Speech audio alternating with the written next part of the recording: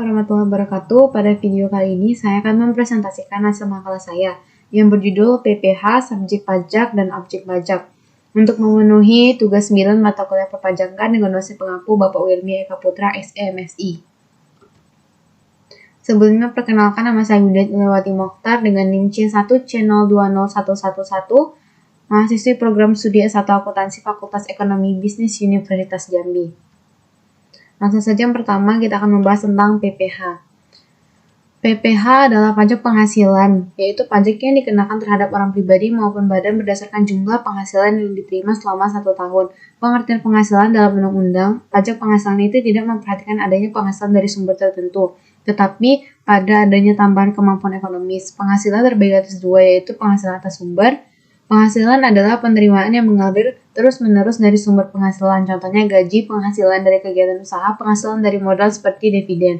Lalu yang kedua, penghasilan atas pertambahan nilai atau akresi, yaitu suatu pihak yang memperoleh tambahan kemampuan dalam bentuk uang dan atau dapat dinilai dengan uang yang menjumlahkan besarnya penghasilan yang sesungguhnya dikonsumsi pada suatu periode dan merupakan jumlah aljabar antara nilai pasar dari konsumsi dan perubahan nilai kekayaan yang disimpan dalam suatu periode.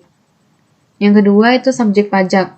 Subjek pajak dalam hal ini adalah segala sesuatu yang mempunyai potensi untuk memperoleh penghasilan dan menjadi sasaran untuk dikenakan pajak penghasilan yang menjadi subjek pajak menurut pasal 2 Undang-Undang Nomor 38 Tahun 2008, yaitu yang pertama orang pribadi, kemudian warisan yang belum terbagi, badan dan bentuk usaha tetap atau BUT.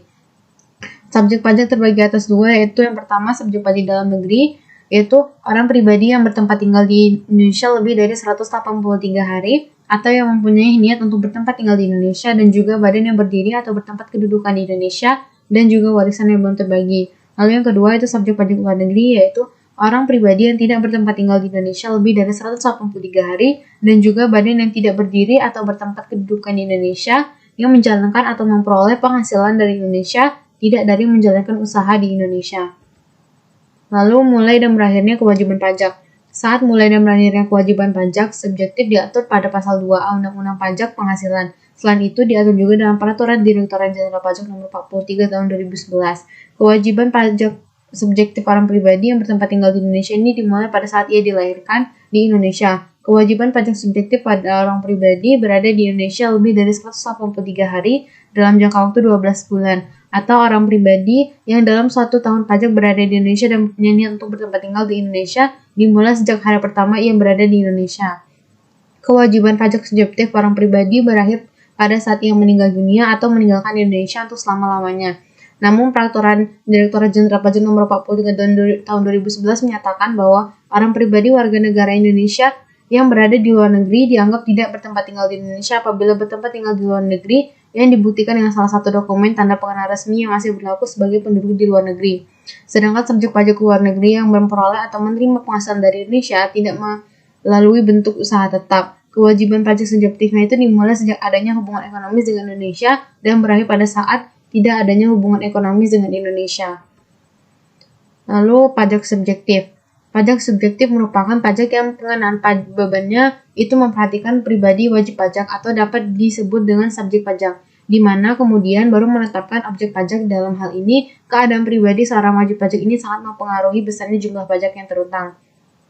Yang pertama itu ada PPH pasal 21 yang merupakan pajak atas penghasilan seperti gaji, honorarium, upah, dan lainnya. Yang kedua itu ada PPH pasal 15 yang merupakan laporan pajak yang memiliki hubungan dengan norma perhitungan khusus bagi setiap golongan wajib pajak tertentu.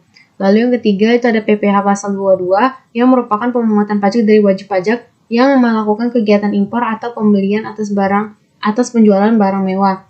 Lalu yang keempat adalah PPH pasal 23 yaitu transaksi yang meliputi transaksi dividen, royalti, bunga, hadiah, dan penghargaan, sewa, dan lainnya, dan juga berkaitan dengan aset.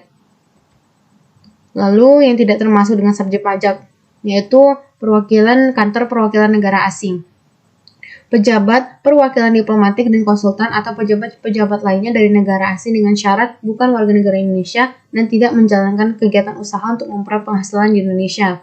Lalu pejabat perwakilan organisasi internasional dari negara-negara asing dengan syarat bukan warga negara Indonesia dan tidak menjalankan kegiatan usaha untuk memperoleh penghasilan di Indonesia.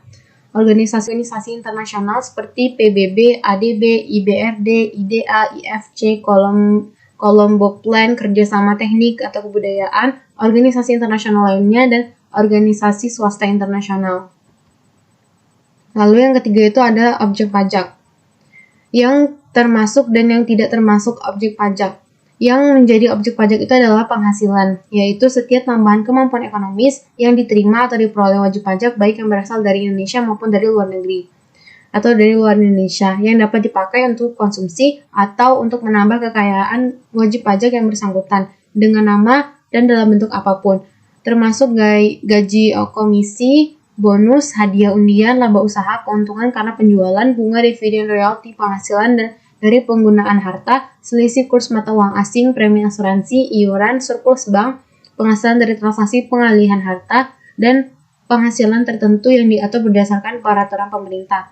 Yang bukan termasuk dari objek pajak itu ialah bantuan atau sumbangan berupa termasuk zat, zakat, harta, hibah, warisan, pembayaran dari asuransi, dividen dengan syarat berasal dari cadangan laba yang ditahan, iuran, penghasilan yang diterima dari modal ventura, beasiswa, sisa lebih yang diterima di bidang pendidikan, bantuan atau santunan. Jadi kesimpulannya itu adalah pajak penghasilan adalah pajak yang dikenakan terhadap orang pribadi maupun badan berdasarkan jumlah penghasilan yang diterima selama 1 tahun. Ketentuan mengenai PPh ini pertama kali diatur dalam Undang-Undang Nomor 7 Tahun 1983 untuk mewujudkan sistem perpajakan yang netral, stabil, adil, dan sederhana, serta memiliki kepastian hukum dan transparansi. Dilakukan sejumlah perubahan dan penyempurnaan terhadap Undang-Undang Pajak Penghasilan, dan yang terbaru ini adalah Undang-Undang Nomor 36 Tahun 2008. Dari segi undang-undang, PPh ini memiliki arti yang luas. Yang disebut subjek pajak dalam hal ini adalah segala sesuatu yang punya potensi untuk memperoleh penghasilan dan menjadi sasaran untuk dikenakan pajak penghasilan. Yang menjadi subjek pajak ialah orang pribadi, warisan yang belum terbagi sebagai satu kesatuan menggantikan yang berhak, badan, dan bentuk usaha tetap atau BUT. Lalu, yang menjadi objek pajak itu adalah penghasilan, yaitu setiap tambahan kemampuan ekonomis yang diterima atau diperoleh wajib pajak, baik yang berasal dari Indonesia maupun dari luar Indonesia, yang dapat dipakai untuk konsumsi atau untuk menambah kekayaan wajib pajak yang bersangkutan dengan nama dan dalam bentuk apapun. Sekian presentasi dari saya. Jika ada yang bertanya, saya persilakan. Lebih dan kurang saya mohon maaf. Saya Riding. Wassalamualaikum warahmatullahi wabarakatuh.